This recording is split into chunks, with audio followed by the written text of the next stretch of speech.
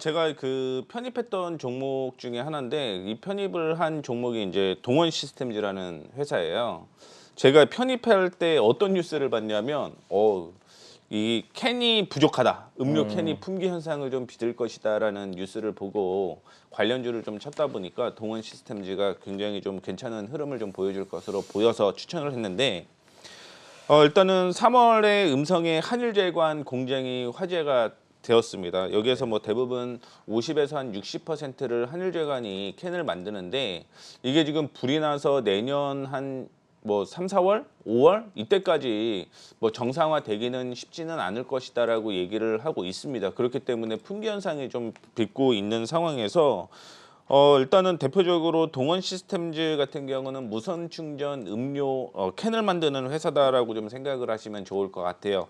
그래서 뭐 소비재 전반에 포장재를 하는 1위 업체다라고 좀 생각을 하시면 좋을 것 같고 그 외에도 이제 동원 시스템즈 같은 경우는 일반 캔뿐만이 아니라 그 외에도 2차 전지 캔도 만든다라고 보시면 좋을 것 같습니다. 뭐 네. 캔이라고 얘기하기는 좀 뭐하지만 대표적으로 이제 MKC라는 회사의 지분을 100% 인수를 했거든요.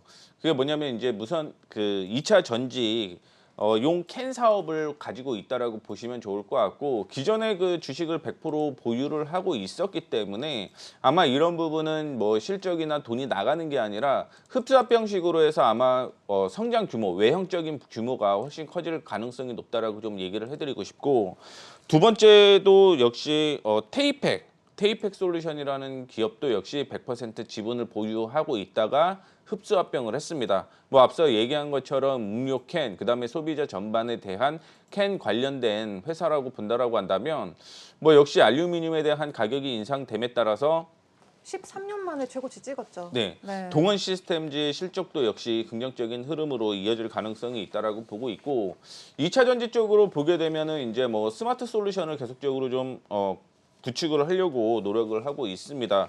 뭐 얼마 전에 이제 7개의 생산 공장에 스마트 팩토리를 구축을 해서 예전보다는 한 70% 정도, 30에서 70% 정도는 더 물량을 좀 생산할 수 있는 그런 측면을 좀 보여주고 있기 때문에 이런 부분이 아마 실적으로 작용을 할 가능성이 높다라고 좀 생각을 하고 있고 만약에 그 캔에 대한 부분과 그다음에 올해 자회사 둘을 7월 그다음에 11월까지 이제 합병이 된다라고 볼 수가 있을 것 같은데 만약에 이게 합병이 된다라고 한다면 연말 규모로 보게 되면 매출이 사상 최대가 터질 수밖에 없는 그런 상황이다라고 좀 볼 수가 있을 것 같습니다.